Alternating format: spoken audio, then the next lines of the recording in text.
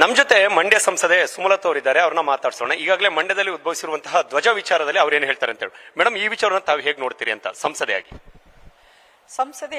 ನನಗೆ ಈ ವಿಚಾರ ತುಂಬಾ ನೋವನ್ನು ತಂದಿದೆ. ಈ ವಿಷಯವನ್ನು ನಾನು ಆಗ್ಲೇ ಹೇಳಿದ್ದೀನಿ.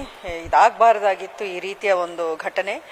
ಅದು ತುಂಬಾನೇ ಅಧಿಕಾರಿಗಳಿರಲಿ, ಅಲ್ಲಿ ಸ್ಥಳೀಯ ಜನಪ್ರತಿನಿಧಿ ಇರಲಿ, ಒಂದು ಡಿಕ್ಟೇಟರ್ಶಿಪ್ ಅನ್ನೋ ರೀತಿಯಲ್ಲಿ ನಡ್ಕೊಂಡಿದ್ದಾರೆ. ಏಕಾಏಕಿ ಅಲ್ಲಿಯ ಸ್ಥಳೀಯರನ್ನ ಯಾವುದೇ ಥರದ ಒಂದು ವಿಶ್ವಾಸಕ್ಕೆ ತಗೊಳ್ದೇನೆ ರಾಜಕಾರಣಕ್ಕಾಗಿ ಈ ಮಾಡಿರೋವಂಥ ವಿಷಯ ಅಂತ ಗೊತ್ತಾಗ್ತಿದೆ. ಅದರಿಂದ ಪರಿಸ್ಥಿತಿ ಈ ರೀತಿ ಒಂದು ಫ್ಲೇರ್ ಅಪ್ ಆಗಿರೋದು solely they are to blame ಅನ್ನೋದು ನನ್ನ ಅಭಿಪ್ರಾಯ. ಯಾಕಂತ ಹೇಳಿದ್ರೆ ಕೆರಗೋಡ್ನ ಆ ಒಂದು ಗ್ರಾಮಸ್ಥರು ಒಂದು ರೀತಿಯಾದಂತಹ ಅಭಿಪ್ರಾಯ ವ್ಯಕ್ತಪಡಿಸ್ತಾರೆ. ಆರಂಭದಲ್ಲಿ ನಾವೆಲ್ಲ ಊರಿನ ಜನಗಳು ಇದನ್ನ ಹಣವನ್ನ ಸಂಗ್ರಹ ಮಾಡಿ ದೇಣಿಗೆ ಮುಖಾಂತರವಾಗಿ ಧ್ವಜಸ್ತಂಭನ ನಿರ್ಮಾಣ ಮಾಡಿದ್ದೇವೆ. ಸರ್ಕಾರಕ್ಕೆ ಕೂಡ ಮನವಿಯನ್ನು ಮಾಡ್ಕೊಂಡಿದ್ದೀವಿ. ಇಲ್ಲಿ ನಮಗೆ ಆಯಾ ಹಬ್ಬಗಳಿಗೆ ಸಂಬಂಧಪಟ್ಟಂತೆ ರಾಷ್ಟ್ರ ಧ್ವಜವನ್ನು ಹಿಡಿದು ಜೊತೆಗೆ ರಾಜ್ಯ ಧ್ವಜವನ್ನು ಕೂಡ ಹಿಡಿದು ಜೊತೆಗೆ ಏನು ಕೆಲವೊಂದಿಷ್ಟು ಧಾರ್ಮಿಕ ಸಂಬಂಧಪಟ್ಟಂತ ಧ್ವಜಗಳನ್ನು ಕೂಡ ಹಾರಿಸೋದಕ್ಕೆ ಅನುಮತಿ ಬೇಕು ಅಂತ ಕೇಳಿದ್ರು. ಈಗ ಅದು ಬೇರೆ ರೀತಿಯ ಸ್ವರೂಪನ ಪಡ್ಕೊಳ್ತಿದೆ, ರಾಜಕೀಯಕರಣಗೊಳ್ತಾ ಇದೆ. ಅಲ್ಲ, ಅದು ಓಪನ್ ಫ್ಯಾಕ್ಟ್, ಅದು ಎಲ್ರಿಗೂ ಗೊತ್ತಿತ್ತು. ಈ ರೀತಿ ಅದೇ ಧ್ವಜಕ್ಕೆ ಆ ಒಂದು ಉದ್ದೇಶದಿಂದಲೇ ಅವರ ಹಣವನ್ನು ಅಲ್ಲಿ ಸಂಗ್ರಹಿಸಿ ಮಾಡಿರೋದು ಅಂತ ಎಲ್ರಿಗೂ ಗೊತ್ತಿದೆ. ಗ್ರಾಮ ಪಂಚಾಯಿತಿಯಲ್ಲಿ ಎಲ್ಲ ಸದಸ್ಯರು ಅಂದ್ರೆ ಬಹುತೇಕ ಎಲ್ಲ ಪಕ್ಷ ಬೆಂಬಲಿತ ಸದಸ್ಯರು ಎಲ್ಲರೂ ಒಪ್ಪಿಗೆ ಕೊಟ್ಟು ಅನುಮೋದನೆ ಕೊಟ್ಟ ಮೇಲೇನೆ ಅದನ್ನ ಅವರು ಸ್ಟಾರ್ಟ್ ಮಾಡಿದ್ದ ಕೆಲಸವನ್ನ. ಆಮೇಲೆ 6 ದಿನಗಳ ಕಾಲ ನೀವು ಬಿಟ್ಟು ಏಕಾಏಕಿ ರಾತ್ರಿ 3 ಗಂಟೆಗೆ ಬಂದು ನೀವು ಅದನ್ನ ತೆರವು ಮಾಡ್ತೀರಾ ಅಂದ್ರೆ ಅದರಲ್ಲೇ ಗೊತ್ತಾಗಬೇಕು ಇದು ಸಡನ್ ಆಗಿ ಯಾರೋ ಮೈಂಡ್ ಅಲ್ಲಿ ಬಂದಿದೆ, ಇದನ್ನ ಈ ರೀತಿ ಮಾಡಬೇಕು ಅನ್ನೋದು, ರಾಜಕಾರಣ ಮಾಡಬೇಕು ಅನ್ನೋದು. ಇಲ್ಲಾಂದ್ರೆ ಅದು ಕೂಡ್ಲೇನೆ ನೀವು ತೆಗಿಬೇಕಾಗಿತ್ತು. ಅದು ನಿಯಮ ಉಲ್ಲಂಘನೆ, ಸ್ಟ್ರಿಕ್ಟ್ಲಿ ನೀವು ಲಾ ಆಫ್ ದ ಲ್ಯಾಂಡ್ ನ ಫಾಲೋ ಮಾಡ್ತಾ ಇದ್ದೀರಾ ಅಂದ್ರೆ ಫಸ್ಟ್ ಡೇನೆ ಅದನ್ನ ತೆರವುಗೊಳಿಸಬೇಕಾಗಿತ್ತು. ಅದನ್ನ ಆ ಕೆಲಸ ಆಗಿಲ್ಲ.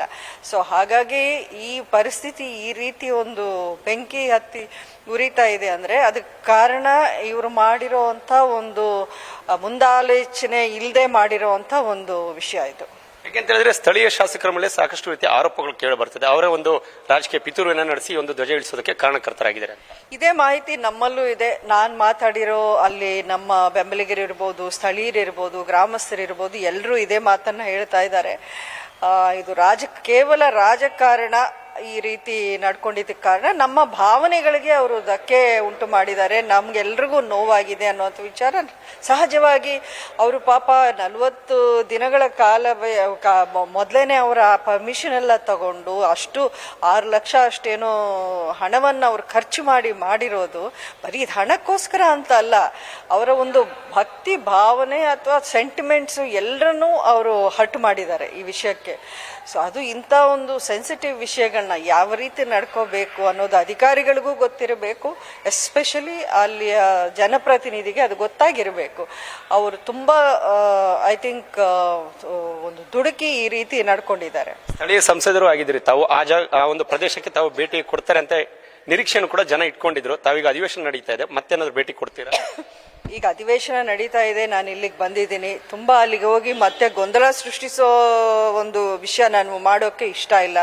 ನಾನು ಎಲ್ಲರ ಜೊತೆಲಿ ಸಂಪರ್ಕ ಕ್ಷೇತ್ರದಲ್ಲಿ ಬರುತ್ತೆ, ಹಾಗಾಗಿ ಅದ ಕರೆಕ್ಟು. ಬಟ್ ಅಲ್ಲಿ ರಾಜಕೀಯವಾಗಿ ಬೇರೆ ಬೇರೆ ಬೆಳವಣಿಗೆಗಳು ಮಧ್ಯೆ ನಾನು ಹೋದ್ರೆ ಅಲ್ಲಿ ಡೈವರ್ಷನ್ ಆಗ್ಬಿಡುತ್ತೆ ಟೋಟಲ್ ಇಶ್ಯೂ. ನಮಗೆ ಆ ಇಶ್ಯೂ ಅವ್ರು ತಪ್ಪು ಮಾಡಿದ್ದಾರೆ ಅನ್ನೋದು ನಾವು ತೋರಿಸ್ಬೇಕಾಗಿದೆ. ಆ ತಪ್ಪನ್ನ ಅವರು ಒಪ್ಕೋಬೇಕು.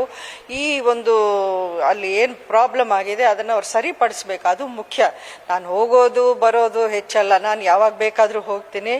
ಖಂಡಿತ ಅಧಿವೇಶನ ಮುಗಿದ ಮೇಲೆ ನಾನು ಹೋಗ್ಬೇಕು ಅಂತ ಇದ್ದೀನಿ. ಅದೆಲ್ಲ ಮುಖ್ಯ. ಇಲ್ಲಿ ಇವರು ಮಾಡಿರೋ ತಪ್ಪನ್ನ ಒಪ್ಪಿಕೊಂಡು ನೀವು ಬರೀ ಬಲಿಪಶುವನ್ನು ಮಾಡಿ ಯಾರೋ ಒಬ್ಬ PDOನ ನೀವು ಸಸ್ಪೆಂಡ್ ಮಾಡಿದ್ರೆ ಅದು ಸಾಕಾಗೋದಿಲ್ಲ. You have to compensate the people. ಅದನ್ನ ಯಾವ ರೀತಿ ಸರಿಪಡಿಸ್ತೀರಾ ಅನ್ನೋದು ಅವರು ಉತ್ತರ ಕೊಡಬೇಕಾಗಿದೆ. ಈಗ ಅಲ್ಲಿನ ಜನರಿಗೆ ಈಗ ಸಾಕಷ್ಟು ರೀತಿಯಾದಂತಹ ಪ್ರತಿಭಟನೆಗಳು ಕೂಡ ನಡೀತಾ ಇದೆ, ಒತ್ತಾಯವನ್ನ ಮಾಡ್ತಿದ್ದಾರೆ. ಏನ್ ಸಂದೇಶವನ್ನು ಕೊಡ್ತೀರಿ ಅಂತ ತಾವು? ಅಲ್ಲ, ಏನೇ ಇರಲಿ, ಇದು ತಪ್ಪು ನಡೆದಿದೆ, ತಪ್ಪು ಯಾರು ಮಾಡಿದ್ದಾರೆ ಅನ್ನೋದನ್ನು ಅವ್ರ ಮುಂದೆ ಇದೆ. ಖಂಡಿತ ಇದನ್ನ ಶಾಂತಿಯುತವಾಗಿ ನಾವು ಎಲ್ಲ ಕೂತ್ಕೊಂಡು ಮುಖ್ಯವಾಗಿ ಅಲ್ಲಿಯ ಸ್ಥಳೀಯರು, ಮುಖಂಡರು, ವರಿಷ್ಠರನ್ನೆಲ್ಲರನ್ನು ವಿಶ್ವಾಸಕ್ಕೆ ತಗೊಂಡು ಸರಿಪಡಿಸಬೇಕು. ಅದು ಯಾವುದೇ ಒಂದು ವೈಲೆಂಟ್ ಅಂದ್ರೆ ಒಂದು ಹಿಂಸಾಕಾಂಡ ನಡೆಯುವಂತ ರೀತಿಯಲ್ಲಿ ಆಗಬಾರ್ದು. ಶಾಂತಿಯುತವಾಗಿ ಇದನ್ನ ಪರಿಹರಿಸಲೇಬೇಕು. ಅಲ್ಲಿಯ ಜನರನ್ನ ನೀವು ಯಾವುದೇ ಕಾರಣಕ್ಕೂ ಅವರ ಒಂದು ಭಾವನೆಗೆ ಅವಮಾನ ಮಾಡಬಾರದು ನೀವು. ನವದೆಹಲಿಯಿಂದ ಪವನ್ ಜೊತೆ ಸಂತೋಷ ಸಳ್ಳಿ, ಪವರ್ ಟಿವಿ.